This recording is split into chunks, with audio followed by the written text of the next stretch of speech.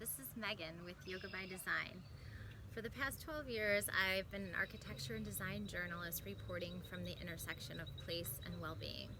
And when I realized that true sustainability starts with the individual, I became a certified yoga instructor and combined the two things. So now Yoga by Design teaches yoga and meditation to architects and designers and also delivers workshops for daily creative renewal.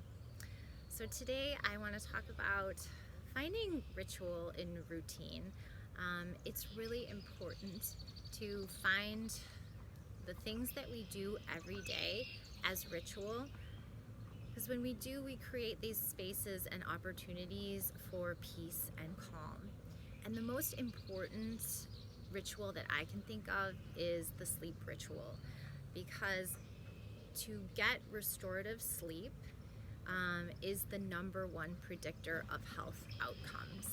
Unfortunately, the World Health Organization has identified the United States and several other industrialized countries as having a sleep deprivation epidemic.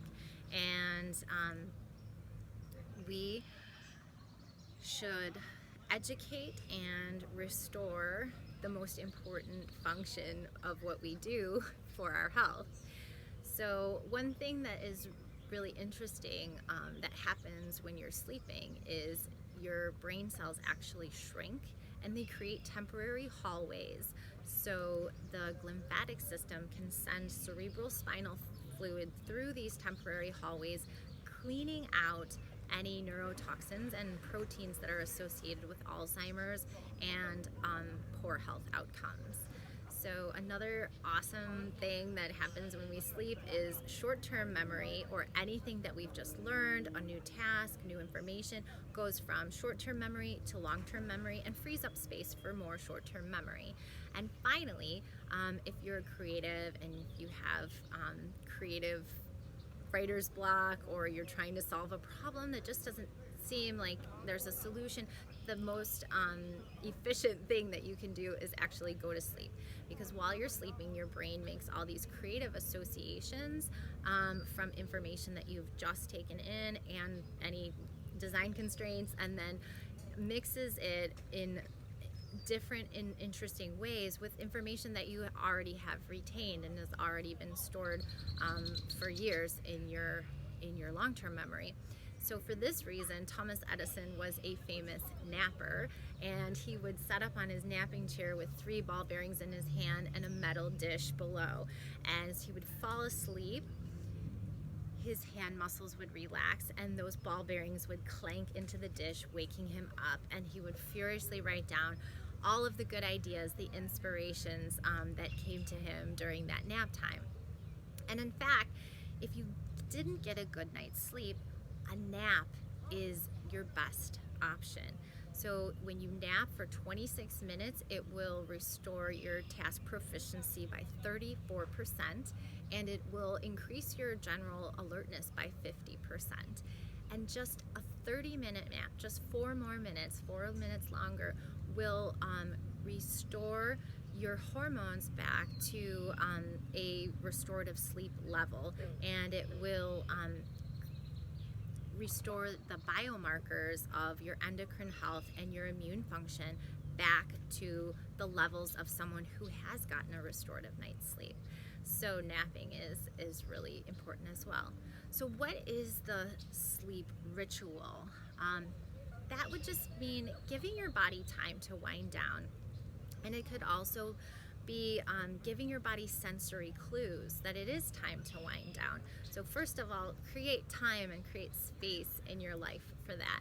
And second of all, you can bring in some objects and some things to this routine. For instance, a cup of chamomile tea when you're getting ready to settle down will stimulate your sense of taste, and it will trigger your brain, okay, I know it's time to wind down.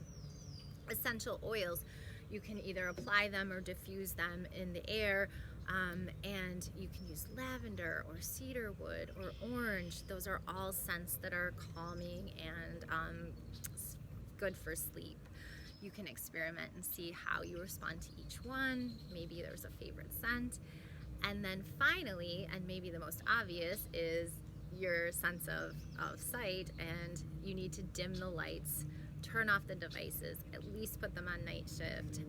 And if you cannot darken the room that you're in completely, I would suggest a silk eye mask. And once you have kind of gone through this ritual, settle in and kind of check in with yourself. If you're still in a high rev, you can always take a forward fold. So it's not any kind of stretch, it's just an inversion. So keep a bend in your knees, place your palms on your thighs and slowly fold forward. And then inhale and exhale here once. And then come back up, pushing the weight of your body into your hands to right yourself. If you are feeling a little unsteady on your feet, you can always take a seated forward fold the same exact way. And after that, if that helps you to kind of relax and lower your rev, then it's time to connect with your breath. So just get really comfortable wherever you are. And a lot of us are just working from here, working from home. So hopefully it is somewhere that you're super comfortable anyway. And then connect with your breath. Say to yourself, I'm inhaling, I'm exhaling.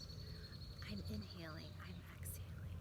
I'm inhaling, I'm exhaling. And once you have connected with your breath for about 3 inhales and 3 exhales, you can take yourself through an autogenic relaxation. And all that is telling yourself from your head to your toe to relax. So I would say, relax my forehead, relax my eyebrows and my eyes, relax my cheeks, relax my lips and my neck and shoulders, and so on and so forth. A lot of people have Calm or Insight Timer. I recommend Meditation Oasis. She is a podcast and has several sleep meditations that will help you to get a restorative night's sleep or nap. So thanks so much for being here today, and we'll see you next time with Yoga by Design.